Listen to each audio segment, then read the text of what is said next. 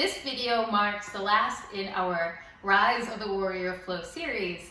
And in honor of this being our last tutorial video, I have saved my absolute favorite origin story for last. We're going to talk about Ghatotkachasana, which is our flying warrior. And this pose is inspired by Ghatokacha. Ghatokacha is the half-demon, half-human son of Bhima Pandava. And the Pandava brothers play a really huge role in Hindu history.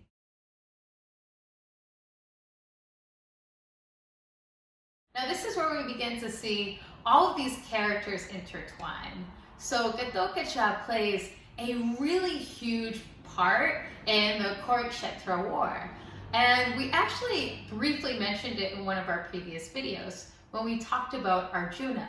Arjuna was the star pupil of Drona, the talented archer and the fierce warrior. So within that war that Arjuna was in, that's where we see Ghatokacha come up as well. But before Ghatokacha was such an incredible warrior, we have his origin story, so how he came to life.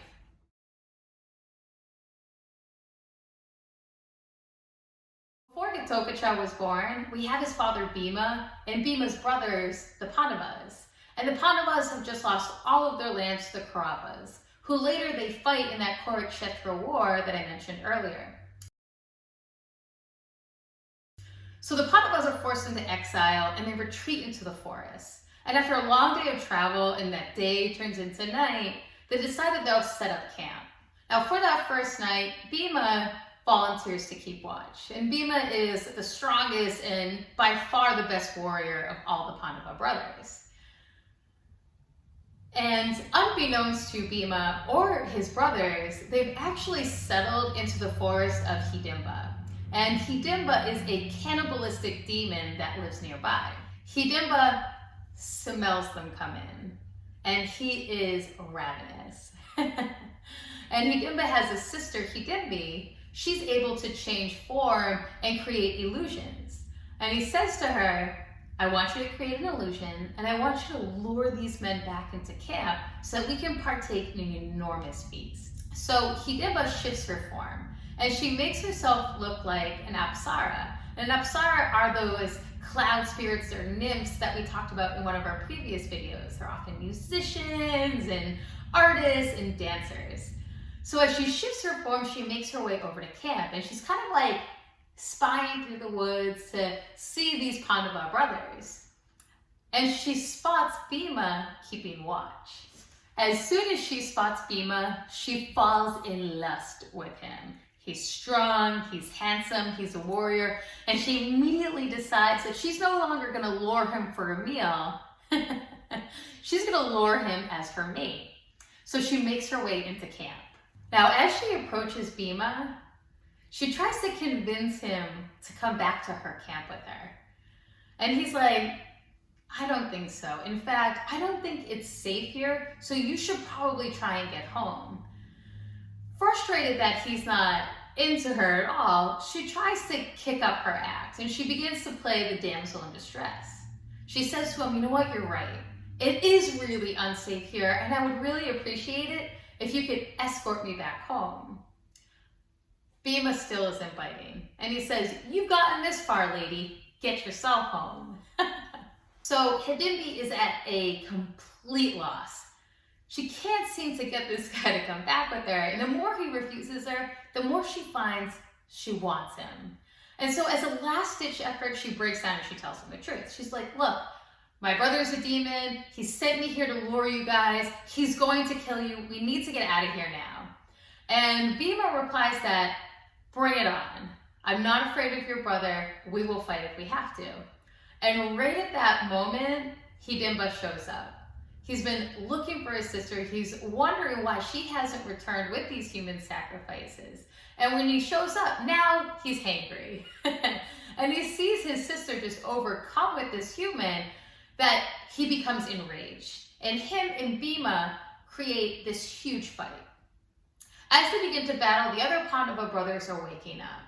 And it's actually Bhima who lands the killing blow to Hidimba. And Hidimba, the cannibalistic demon, dies. Now, you'd think that his sister Hidimbi would be distraught, but after watching him battle it out and seeing his strength and his skill, she's now even more in love with him than she was before. So in that moment, she says, please, please, let me be your wife. And at that, he says, no, I can't. Not unless you have the permission of my family. So the rest of the Pandavas happen to be there, and she says, please, let me have your brother. I am in love with him. I will give him a strong son. And they're intrigued by the idea of having a strong son, but they also don't love the idea of having a sister-in-law who's a demon. So they decide that they will give her just one night and one son. And so being hopelessly in love, she takes whatever it is she can get. So they have their single night of passion. He lays his seed, and later she gives birth to his son. Now, part of the deal with the Pandavas, she could only have one night with him, and she could only have this one son. And also, they were forced into exile. They would not be allowed to come back and have a relationship with the Pandavas. And it's this kind of sad story of being disconnected from the family, especially as Ghatotkachasana gets older. However, there's this moment where it all comes full circle. And that's in that Kurukshetra war. This is where all the characters come back. We have Arjuna, the star pupil, the archer, the incredible warrior who is destined to end this war so that that land can go back to the Pandava brothers. And then we have Ghatotkachasana. Now he enters the scene. After being exiled and away from his family for so long, he is half demon, half human son of Pandava. And with that half demon blood, he has the power that his mother Hidimbi also had. He's able to create illusions, and he's able to change his shape. And in doing so, he lures the enemies, the Kauravas, and he convinces them, he fools them into using their most powerful weapon. Now, this weapon was created and intended to be used on Arjuna, who is destined to end the war. But Ghatotkachasana sacrifices his life, and he tricks them into using their most powerful weapon on him. And in doing so, allows Arjuna to continue on and end the Kurukshetra war. Awesome. As we close out our final posture clinic, we're going to pass through the previous poses that we learned in our other videos. So we're going to start in our runner's lunge. From runner's lunge, we move into our Charyasana, archer pose. From archer, side to back arm forward, lift up Anjaneyasana, crescent warrior. Bring the arms back forward, slide open, Kali Asana, huntress pose. From huntress, we move through that twist into Skandasana, warrior's lunge. Back arm comes up as we spin onto the ball of the back foot. Right arm's reaching back, left arm's reaching forward. Keep that movement going. Left arm down, right arm pinwheels up, and then we open up into our warrior's lunge, Skandasana.